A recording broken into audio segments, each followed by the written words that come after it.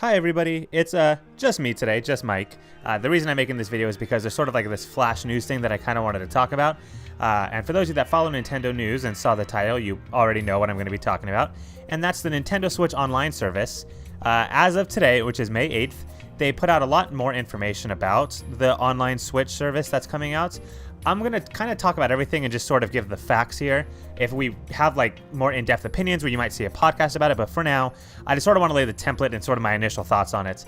So the first thing I'll mention is the price, because I think most people knew that. For 1 month, it's going to be $3.99. For 3 months, it's going to be $7.99. And then for the whole year, it's going to be $19.99. Now, one of the cool things that was also involved with the price is that they have this family package deal. If you want to pay an extra a bit and upgrade to like $35 a month or $34.99, it's an option that can go up to 8 different accounts. And so that's pretty cool too. So it's not 8 systems necessarily, but it's 8 different Nintendo accounts. The website I saw didn't specify, but I'm assuming that's for the entire year. So that's a pretty good deal, especially, you know, if you're with a family or you have friends or something and you have different accounts that you want to manage on a game system. That sounds like a really good deal that's worth taking up. So I think that's cool. That's something that I don't believe Xbox or PlayStation have at all. Everything that they seem to have is like for one specific account for their own prices. And so the fact that Nintendo's sort of offering this program where it can go for multiple accounts, I think is a really good idea, especially because Nintendo's such a family console. They probably assume that, you know, most people that own a Nintendo Switch are probably having it for their kids or, you know, things like that. And so there's probably numerous accounts on it. So you can just get a family plan that works for a bunch of different accounts. So I think that's really good. The other things that I want to mention right off the bat too are obvious things. Voice chat has been a thing that Nintendo Switch has had through a smartphone app, and that's something that's going to be continuing, obviously. And again, it's an online subscription. At its core, the purpose of this is to play games online, and that is something that will not be changing at all. If you want to play games like Mario Kart, Splatoon, presumably the new Smash Bros. Will be online. I think everyone knows that's going to be the case, obviously, because it's Smash Bros. So that game too will be online. These services were previously free. Now they're going to have a payment, obviously. But that we saw that coming. You know, Nintendo pretty much said from the get-go that there's going to be a subscription service, which I think is a good thing too, because right now the online is good, but there's no like backbone system that's like keeping online afloat. And I think this is going to be Nintendo's way of like really strengthening its online system. So I think in turn you'll see less lag. You'll see, you know, more cohesive gameplay on these. And I think that's an overall good thing. So I know, you know, I was a little bit off of the fact I didn't really want the subscription service, but looking back at it now, you know, I'm a little more excited. It's cheap. It's $20 a year. That's like pretty much 2 months of Xbox or PlayStation. So I don't think there's anything to complain about. Now here's the big chunk that I wanted to talk about today. Actually, there's 2 big chunks. This is something that, you know, I think is really cool too. One of the things that you will get with the subscription service is cloud backup. And so you can save your game via cloud. And so if you end up switching game systems or if your Nintendo Switch breaks, you don't have to worry about losing all of your data.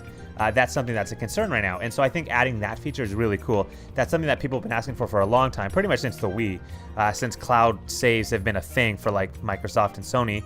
Obviously, comparing the two, those consoles have always won the online thing. I think it's cool now that Nintendo's getting into that. Better late than never, I would say, because none of the other consoles have ever offered cloud saves.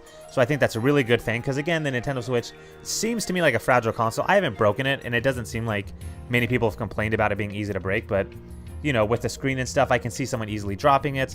With the on-the-go service, I can see someone dropping it like in a pool or in a bathtub or something. I know how people are. So, you know, I think it's good to have this cloud save idea. Okay, so now I'm on to the main thing that I wanted to talk about, and that's the NES Library and the Virtual Console. Now, Nintendo already basically said the Virtual Console is not going to happen. They pretty much said that's not the route they're going down. They're trying to deviate from their other systems. They didn't say for sure no. I wish I had the exact quote, but I don't remember. But to me, it sounds like, you know, they're pretty much done with Virtual Console. They're focusing now on this different system, though. And so to describe the system, essentially, if you are a part of the online subscription, you gain access to this library. And right now, the library just consists of 20 NES games. 10 of them have not been announced. 10 of them have. I'll talk about those ones in a second. But you get access to play those as long as you're a part of the online subscription. They said they would be consistently adding to this. And so by the looks of it, it doesn't sound like there's going to be like a store in the eShop specifically for buying these virtual games. I don't know. You know, again, they could change their minds on that. They haven't really said too much about it. The only thing they really said is, as it relates to the online subscription service, if you are a subscriber, you get access to this library of games. And that sounds like a great deal. Before, they made it sound like you can pretty much rent one game a month. So I think this sort of access to the library is a much, much better idea. It's just NES right now. I'm a little concerned that when they add on like Nintendo 64 or potentially GameCube systems as well, that it won't be a part of this. You know, I don't think they're going to say you can play any GameCube game you want for $4 a month. That seems a bit excessive. I think at a certain point that's going to change. But I think for the NES games they have now, that seems like a fair deal. So like I said, when it launches in September, they're going to have a total of 20 games for it. 10 of them have not been announced, but 10 of them have. I'm going to read off the list now. We have Balloon Fights, Donkey Kong, Dr. Mario, Ice Climber, The Legend of Zelda, Mario Bros, Super Mario Bros. 1 and Super Mario Bros. 3, Tennis, and Soccer.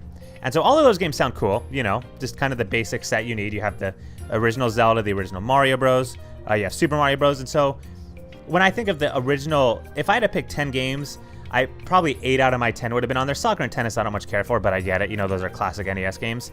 Would have been cool to see a game like Metroid or something, but I won't complain. You know, it's a good list to start out with.